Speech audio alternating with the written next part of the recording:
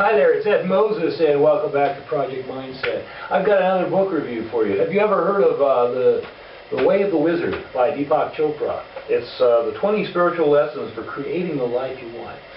Just finished this book. I have a bad habit of reading too many books at the same time, and well, my excuse this time is the fact that this is a lessons type of book, and because it's a lessons type of book, the best way of reading this book is one chapter a day. You read the chapter and then think about what you've read. I think that is the best way to read this book. I would not recommend reading this book all at once on the same day. It might be doable. I mean, it's not a couple days, but it's not something you want to do that way, because there's lessons in here, and these lessons can be learned by reading one day at a time.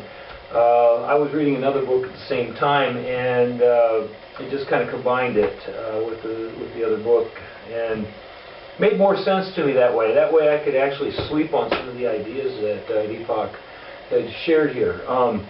The other thing I'd like to say is, when it comes to this particular book, before you read this book, make sure that you read the 7 Spiritual Laws of Success by Deepak Chopra, because really what this is actually, to me, in my mind, this is more of a supplement to that book, because the 7 Laws of Success, Spiritual Laws of Success, it's a good book. It gives you some really good ideas, but this goes into depth. It goes into further depth of that. Even though there's 20 lessons here, they really fit into the 7 laws, because it makes sense. You just take my word for it and try to read it that way if you possibly can. This book is probably a little harder to find than the 7 Spiritual Laws of Success, because it's actually more available. I've seen it all over the place. I found this one lucky that I found it, actually. So, but in review of this book, here's what I liked about this book. Number one, as I said before, read each chapter one day at a time and let it soak in.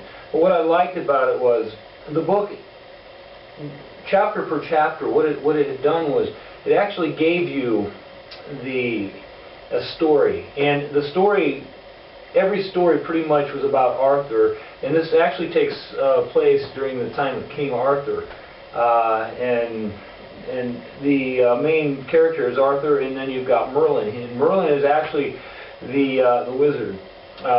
This book is not really about being a magician or sorcery or anything like that. It has nothing to do with that. In this case, the wizard is simply more like a spiritual being that has a better sight of how to use the resources that are abundant to us. And the best way for me to describe the wizard in this, or Merlin in this, is kind of like your subconscious. You've got your conscious mind, your subconscious mind. Like Arthur would be what I would consider more like your conscious mind, and your subconscious would be Merlin. He has a better overview of what's really going on out there in the world. And what he tried to do, lesson for lesson, was bring Arthur to a different way of thinking, a more open way, a sensible way of thinking, instead of being an impatient human being that uses too many bad emotions to see the world around them. And that's what I really liked about this. But each one of the chapters started out with a story, and then from the story it gave you a little bit about understanding the lesson, and then it would give you the last section, which would be living with the lesson, how to actually utilize it in your life. Since there's 20 stories in here, it made it pretty interesting, because each one of it gave, like a story of Arthur, like sometimes when he was a little kid, and then it went up to his adulthood as a king, and it showed pretty much how we as a human would look at something. And then it would take it and sit, and Merlin would say, well, this is how a wizard would see it. And then it shows, basically how to implement that in your life. What's pretty cool, though, one thing that really one of the lessons that really got me, and something that I think about all the time now, is a lesson where you live your life starting from the future and to the present. We as humans have a habit of thinking of life in a linear fashion. And here on Earth it kind of is. I mean, we live our life through watching a clock. We live our life through all that was the past, this is today, and we'll see what the future brings. And that's pretty much how humans live their life, and that's a lot of examples were used in the book, you know, showing that linear aspect, whereas the wizard sees things in a parallel reality.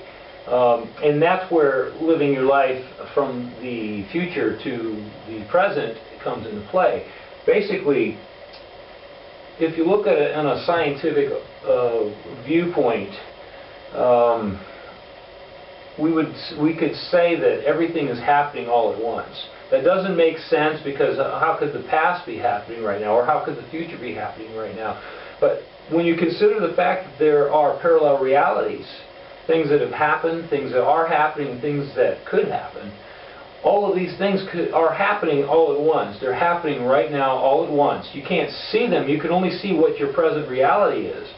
But if you look at the fact that if you take your future and you want to live that reality, then you've got to put yourself in that reality.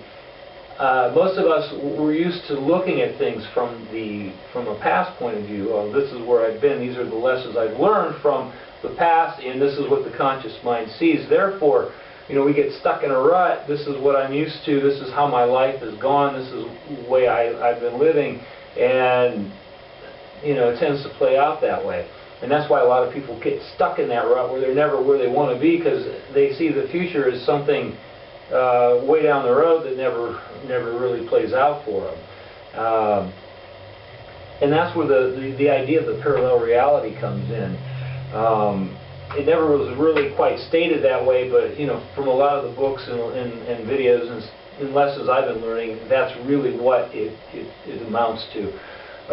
Some really cute little things that I found in the book was where, you know, Merlin, I think there was a couple chapters where he was eating breakfast at a weird hour, and Arthur's like, why would you eat breakfast now? That, you know, and pretty much as a wizard, you don't really live on a time restraint. Time doesn't really mean anything to you, because everything is happening.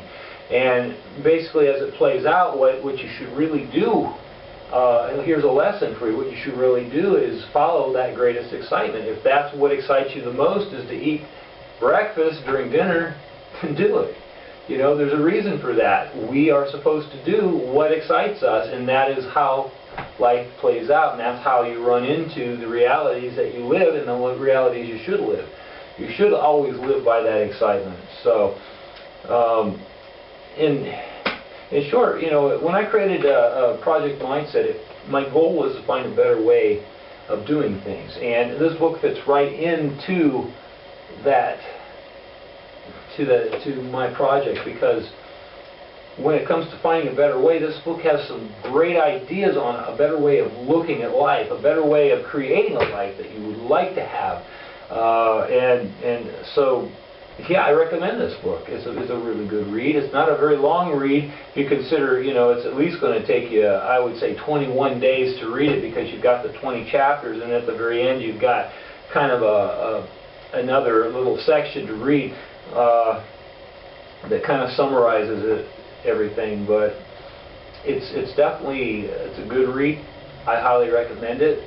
And as for how it fits in a project mindset, well, as you know, I created Project Mindset in an effort to find a better way of doing things.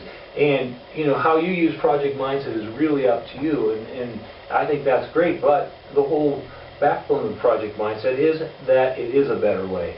And I hope you can find that and see that with this. So my goal is to help you find a better way. So what I'd like to do now is thank you for taking the time to watch this video. I enjoyed making the video for you, and I enjoy reading these books and sharing them with you.